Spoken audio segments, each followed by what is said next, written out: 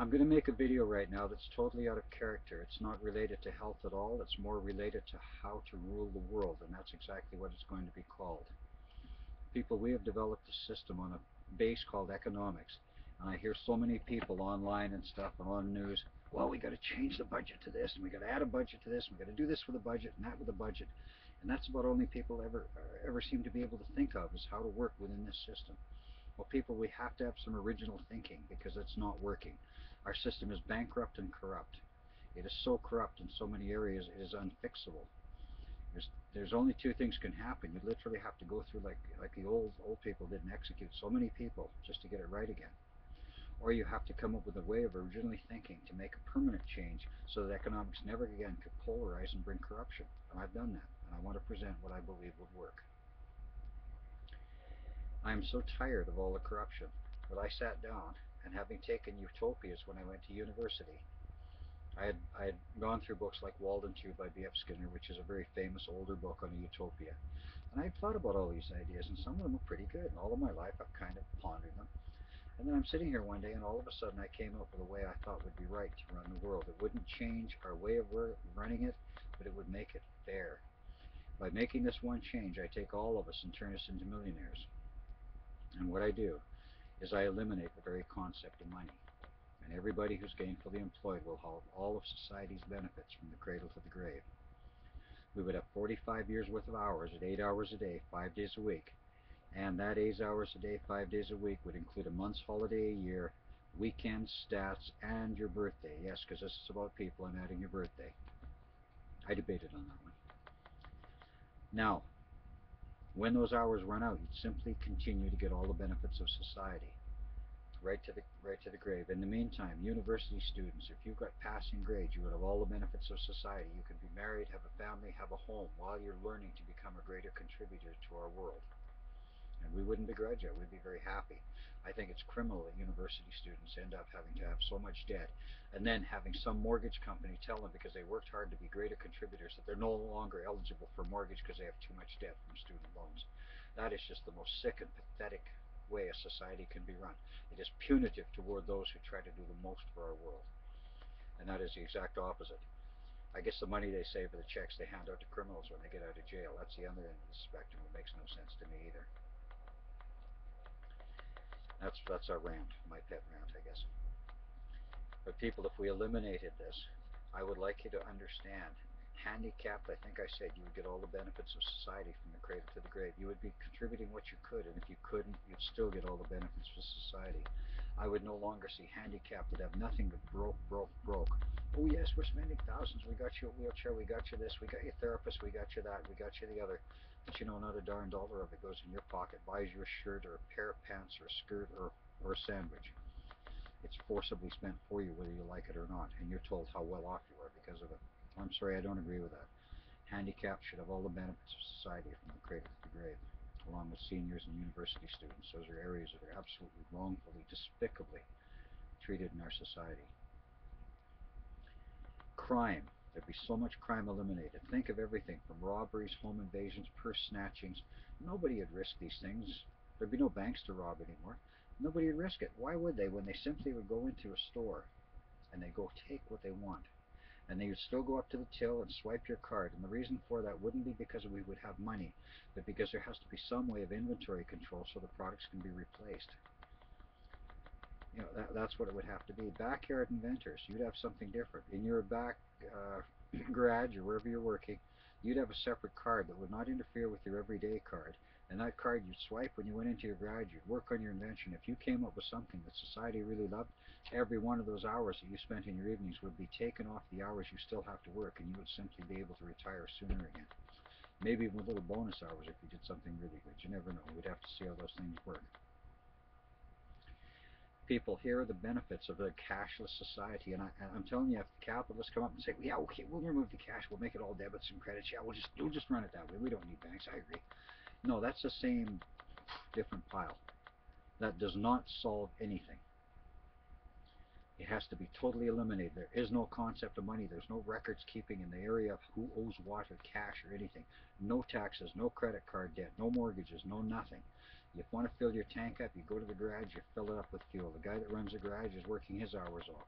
The person in the store is working their hours off. And cleaning ladies and everybody else that's working people, I've just turned you into millionaires because you can park your Ferrari right alongside your bosses because there's no such thing as money and you're entitled to the same as they are. No human being is better than anyone else in that respect anymore. Economics would become perfectly fair, complete equality, and essentially everybody to the greatest degree possible would be able to benefit from it. Grandparents, armloads for the grandchildren gifts, armloads. How wonderful would that be for a lot of you that just wish you could? That's how horribly the conservatives essentially are starving people with the pensions we have. They really are. And Bill C-51, I mean, man, talk about bringing communism to Canada. People vote against both Liberals and Conservatives because they believe in it. Vote Green or NDP. Those are your other choices. I'm not telling you which one, but I'm telling you that you shouldn't vote for political parties that are willing to restrict our freedoms. You shouldn't. I wouldn't vote for either one of them. I'm not going to. But that, again, is a side issue. People, I want you to think of that crime eliminated, the policing that's eliminated, the peace with which you can walk down the street when you don't have to worry about being robbed. It wouldn't eliminate all crime, but a big, big chunk would be gone.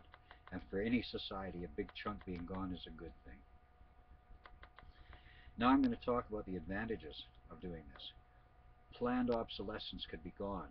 Manufacturing could be slowed down after we've caught up and started building 100-year cars and stuff like that. And the reason is we need a planned obsolescence now, and I'll tell you why. There has to be zillions of hours worth of work under economics so everybody can pay their heat, light, and mortgages and have a few dollars left over, buy a car, and essentially keep the wheels of the economy greased. Economics does not benefit the world, it doesn't benefit humanity. It's a monster built outside of both, and it is a monster and nothing more. We could treat everybody fairly. We have to keep our core stuff, our food, our agriculture, our water supplies, our sewers, our schools, our hospitals, and our transportation, especially, all have to be kept intact and completely serviced at all times. But people, beyond that, everything else manufactured is optional. We have manufacturing, but once we have enough, we could slow the society down, and maybe even that 40 hours a week, we could add even earlier retirement, or we could make the working week shorter. There's a variety of ways. Once we're caught up in manufacturing, we don't need to produce as much, so this could be helped. But on the other hand, young ladies are going to want to go see plastic surgeons more if they're all perfect looking and all this sort of stuff, and there's going to be more flying fishing lakes and tourist resorts, so maybe the employment would just transfer rather than there being less. These are things I've thought of too. But the benefits of society, people, when you want a holiday, you get in your vehicle and go. You don't have to budget for it. You don't have to save for it. You just simply smile and say, I'm going for a month here, I'm going 2 weeks to visit, blah, blah, blah, blah, blah, and the month is gone. I mean, it'd be so great. Anything you need for the kids along the way, you just stop and get it. You swipe your card for inventory control so that manufacturers in Ontario and other places would know they got to send more out to restock the shelves, and the whole thing would work very smoothly. Think of the benefits. No more overclass-sizing schools. Okay, we need more classrooms, build them, find more teachers, hire them. There's plenty, we can hire them. Universities, expand them. 22,000 people a couple of years ago couldn't get into a certain university. Man, here's an extra 30 acres, 50 acres. All right, fix it up. Here's your Olympic-sized stadium. We could do all this because there's no budgets. Politicians would have it so easy because they could say yes to these marvelous ideas from their constituents that they've always had to say no because they've never had the money to be able to implement, even though the constituents given them some really good ideas. Apart from the manufacturing, we could change things to where they're ecologically friendly without bankrupting businesses. We could simply shut down industries that pollute and say, no, you're not going to run them anymore unless you find a way they don't pollute.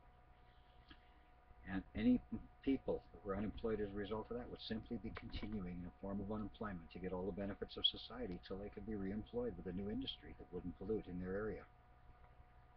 It would make it so easy to be so fair and so reasonable with all human beings to have a system without money. We could have a space program.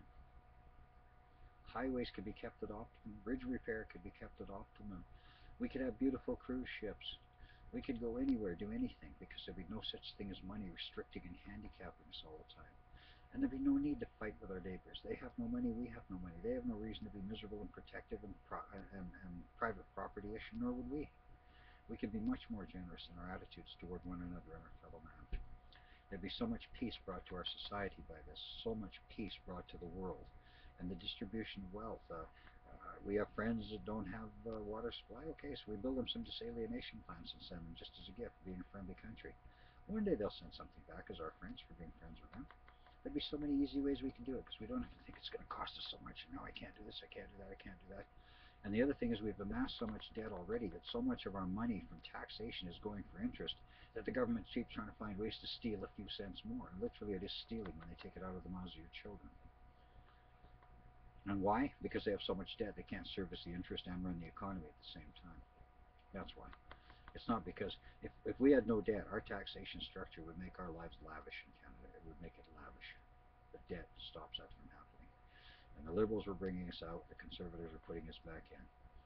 Things like Bill C-51, which is a total disaster. Conservative communism brought to Canada, supported by the Liberals, both of whom believe in Bill C-51.